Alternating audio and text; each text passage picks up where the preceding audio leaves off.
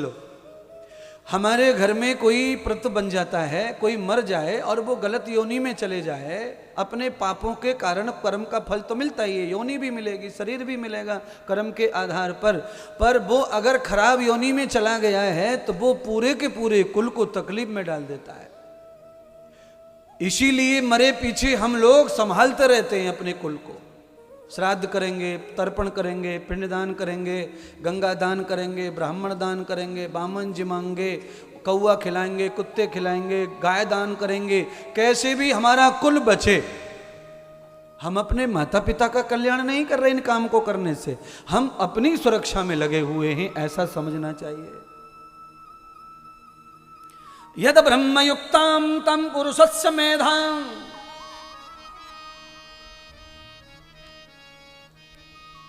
हमारे परिवार का कोई भी व्यक्ति मृत्यु को प्राप्त होने के पश्चात गलत योनि में चला गया, अपने कर्मों के कारण में पिशाच हो गया, प्रेत हो गया, दुष्ट हो गया, तो सबसे पहले उसका परिणाम परिवार पर आता है, कुल पर आता है। अच्छा बोलिए, हमारे गांव में कोई चोर हो जाता है, वो चोर पहले कहां से होता है? घर से। पर घर वालों को पता नहीं चलता कि वो चोर हो रहा है।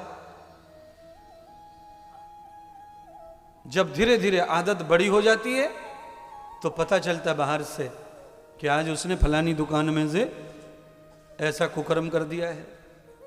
पर वो ऐसा करने के लिए एक दिन में नहीं सीखा, घर से रोज सीखा, इसीलिए वो बाहर का चोर हुआ।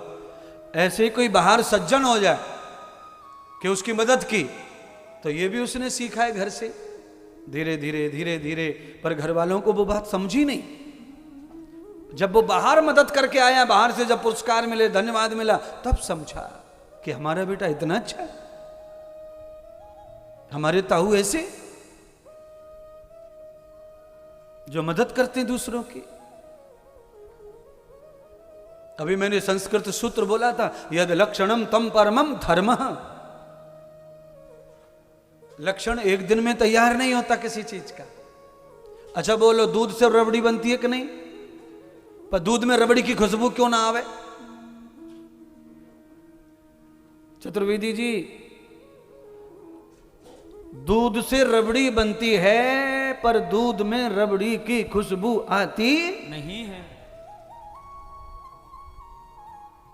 दूध जब हम धोते हैं तो सबको पता है कच्चे दूध की बास आवे, आंख नाक पहचान ले कच्चा है ये। कभी कभी आंखें धोखा खा सकती हैं उबले हुए दूध और कच्चे दूध में फर्क डालने में, पर जे नाक ना धोखा खावे। ऐसे ऐसे मीटर लगा दिए परमात्मा ने। कच्चे दूध को नाक के नजदीक करके सूंघ लो, फटाफट पता चल जाएगा। रबड़ी की खुशबू अलग होती है और खोआ बन जाए तो खुशबू बदल। हर मौसम में दूध एक ही है, पर जैसे जैसे तप रहा है, रबड़ी थोड़ी पतली सी होवे और रबड़ी में मलाई को जमा करते जामे कढ़ाई में, इधर उधर इधर उधर, अलग खुशबू हो जाए। और जब खोआ बनावे तो दूध को घोटते जावे, अग्नि जलती जावे, पानी मरते जावे, अलग खुशबू हो जाए।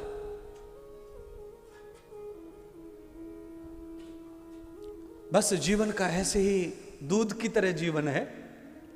जीवन को आप जितना ज्यादा तपाओगे तपाओगे, खुशबू छोड़ता जाएगा और हर बार अलग खुशबू, अलग खुशबू, अलग खुशबू।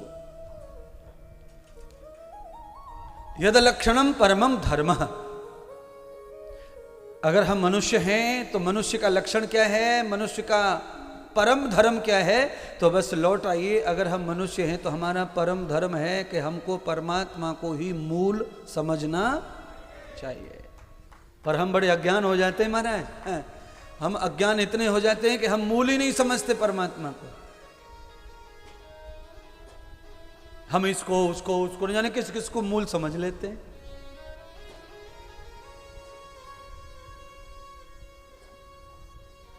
अगर आप फोन कर देंगे ना तो हमारा काम बन जाओ, लोग ऐसा सोचते हैं। अगर आप एक फोन कर देंगे तो हमारा बेटा पास हो जाएगा, नौकरी लग जाएगा, एक फोन कर दो आप। नहीं होगा। जिसका भूतकाल, जिसका प्रारब्ध मजबूत होगा उसी के लिए फोन काम करेगा। नहीं तो कितने सारे मंत्री फोन करते हैं, कहां काम होते हैं किसी के। जिनका प्रारब्ध मजबूत है उनका काम इशारे में होगा, जिनका प्रारब्ध कमजोर है उनका काम इशारे से हो सकता नहीं है। अच्छा बोलो, इशारे से सब थोड़ी बातें समझी जा सकती हैं? बोलिए ना, कैसे समझी जाएंगे? लो मैं इशारा कर रहा हूं, आप सब समझ गए क्या कर रहा हूं।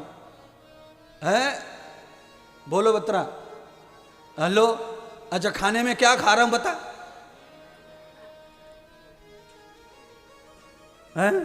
अच्छा रोटी का कोई और इशारा है, कचौड़ी को, पराठे को?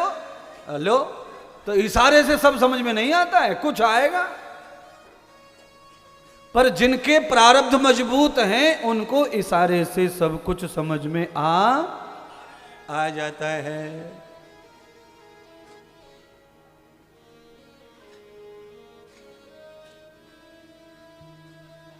बहुत सारी चीजें जो इशारे से समझ में आ जाती हैं।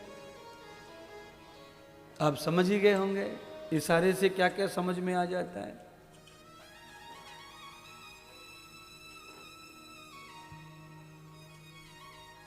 एक माता जी ने गुरु जी को न्योता दिया भोजन पे।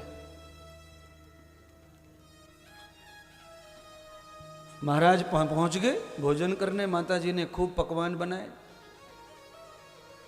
नींबू को, मिर्ची को, टमाटर को, सबरे 5-6 प्रकार के अचार रखे थाली में, 3-4 सब्जियां रखी, खीर रखी, उड़द की दाल के पापड़ सेक लिए थे, छबरिया में रख के पीछे धर लिए, पीट के दिखे ही नहीं अम्मा। अच्छा ये महात्मा ने सब दिख जाए खावे को आइटम। महात्मा से पूछा, महाराज बड़े लेट हो गए, कैसे लेट हो गए, क्या हो गया, क्या हो गया? महात्मा ने देखा थाली परोस के रखी है पाट पे, चौकी पे, सब आइटम देख लिए, पापड़ ना दिख रहा।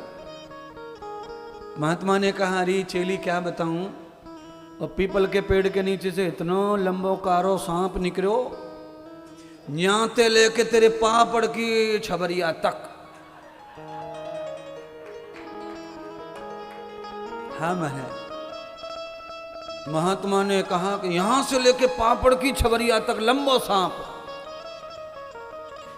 अरे महाराज माफ करियो, मेरी बुद्धि बुढ़ापे में मर गई है महाराज, मैंने तो पापड़ू परोसनो भूल गई। ले महाराज ऐसा हाल है।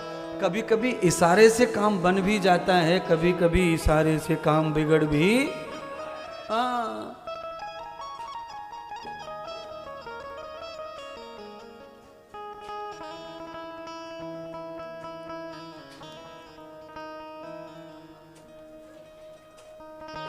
अब बताओ क्या कह रहे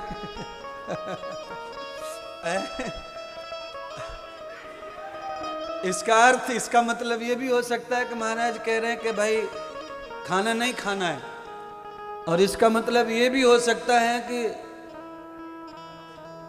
अच्छा नहीं है, ये भी सही कह रहा है लाला। और इसका मतलब ये भी हो सकता है कि ये जो आए हैं मोड़े बैठे हैं इनको बनाना ना है, पानी पिला के विदा करना है इनको। पर ये सब चीजें वही समझ सकते हैं जो इशारों को पहले से जानते हैं, पहले से। अच्छा कई घरों में लोग पहले से पढ़ा के रखते हैं अपनी बीवी बच्चों को, मौसी आवे तो ऐसो करियो, बुआ आए तो ऐसो करियो, छोटी जीजी आए तो ऐसो करियो, बड़ी आवे तो, सबके अलग अलग मंत्र हैं। सबके साथ एक जैसा व्यवहार हो सकता नहीं है, क्योंकि व्यवहार हमेशा बदला का होता है, बदले का।